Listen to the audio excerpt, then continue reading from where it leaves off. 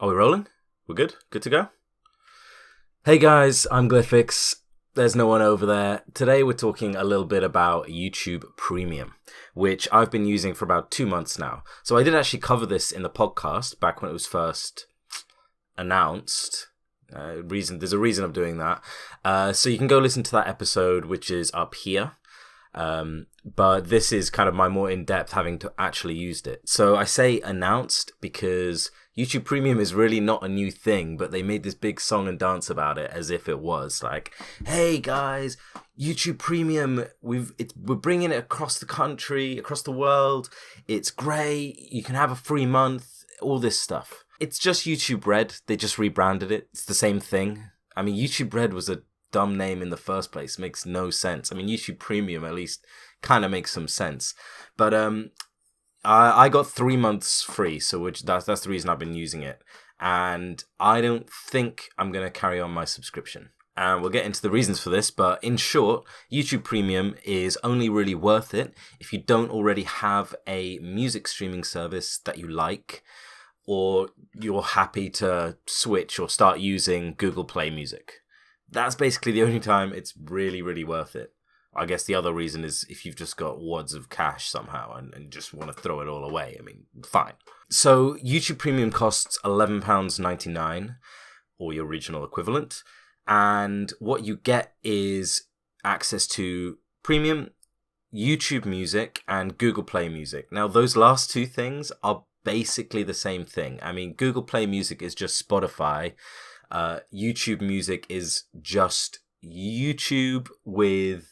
It's just a reskinned YouTube. It's just YouTube, but everything that isn't music filtered out in a slightly different UI.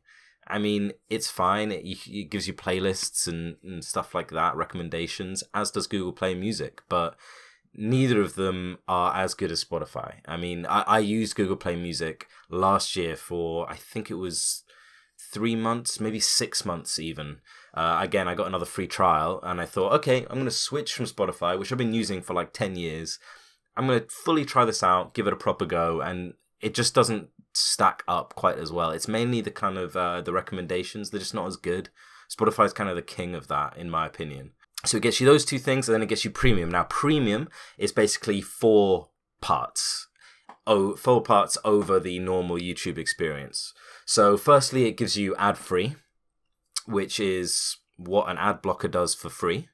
The benefit, though, with this is that if you're a premium subscriber, and Total Biscuit spoke about this a long time ago, but as a YouTube Premium subscriber, the more of someone's content that you watch, the more of a portion of your subscription fee they'll get. It actually means that from an individual, creators get a lot more money than they would just from ads, which kind of makes sense, seeing as with ads you pay a set price, say £10 or £20 per 1,000 people that view your video ad. So in advertising, it's like literally pennies per person. But with this, they're getting a lot more revenue because they're getting a good portion of your subscription fee. So it's kind of good in that sense. The second thing is downloading to watch videos offline on your phone, which honestly I didn't really think I would care about, but has been one of the best features. It is my favorite feature of YouTube Premium. If you are traveling, going on a plane or something, or going to a country where you don't have signal, or if you just have a commute that goes underground, this is so useful. I literally just have a stack of videos downloaded there that I haven't seen yet, just at all times. It's just great. Just being able to quickly flick in there whenever you go underground, all that kind of stuff. It's so good. The videos all download really, really quickly. I mean, that's partly down to like YouTube's insane servers, partly down to their like good compression and all that stuff. But even when you're not on Wi-Fi, it doesn't seem to eat up too much data. It's like quite reasonable, goes really quick. I've even had a few times where I'm like, oh, I forgot to download the latest PewDiePie. Just quickly press it just before I get on the train, and it's done. Get on, and I'm all good. So that is an absolutely awesome feature. If you travel a lot, it's great. The third thing that you get is background viewing. So this is again on mobile, where you can switch apps or close the app or lock your phone, and the video will keep playing the sound. You can actually turn this off if you want, but it'll keep playing the sound in the background. So essentially any video is now a podcast, which is actually quite cool. It's also good just when you're getting on and off transport, that kind of thing, and you don't want to pause the video. You want to kind of keep listening to it. Just whack it straight in your pocket. When you take it out, the video's there again, and keep watching. It's kind of like uninterrupted. It's good. It also has this secondary feature to it, where if you switch apps whilst watching a video, it'll automatically minimize the video into little like picture-in-picture type kind of thing. So switch to WhatsApp and the video will still be playing like overlaid over there. So that is actually another like killer feature. That is so useful, so good for just flicking back and forth around your phone, browsing memes whilst you watch a YouTube video, and it's awesome. Thing is, this does not work on iPhone, so bear that in mind if you are on iPhone. I tested it. It just does not work. It's whatever. The fourth thing that you get with Premium is you get access to YouTube Originals. Do not even bother. They're almost uniformly bad.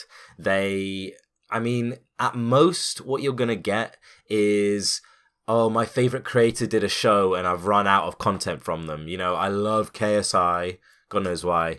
And I want to, I'll watch his series, The Sidemen, to watch him and those other guys, do stuff because I've watched all their videos. Poppy has something, there's Scare PewDiePie, there's stuff from big creators, but none of it is very good. None of it's that compelling. If you're a super fan, okay, but it's not like they're churning out loads of this stuff. It's going to be good for you for like a month and then, cancel it. But yeah, overall, it's absolutely not a reason to get Premium at all. The thing is with Premium, I can't recommend it unless you use Google Play Music, because you pay $9.99 for the music and it's an extra £2 for Premium. Now, £2 for those little features, absolutely worth it. But if you're not using or don't want to use Google Play Music, it's like, well, why am I forced to buy it? I don't want that. Well, I wish they would just split the two things out, because I would pay, let's say I would pay £4 or £5 a month for YouTube Premium. I'm a heavy user, obviously, and most people wouldn't pay that. That's still quite high. But my point is, I'm not going to pay £12 for it. It's not worth it unless you're getting a lot of use out of the music services. And YouTube Music on its own, no. Reskin, maybe it'll give you some really niche musicians, maybe. Otherwise, what's the point? Google Play Music is just not as good as Spotify. Simple as that. Anyway, if you've got any more questions, let me know in the comments. If I've really missed the mark as well, if you love it or hate it for some reason, I'm genuinely curious. So let me know in the comments. Otherwise, be sure to subscribe. I've got a few videos coming up. Some stupid ass ones, which I've written down and I'm probably going to come back to making and think, wow, when did you come up with this idea? Were you drunk? Anyway, thank you for listening. Subscribe. Bye-bye.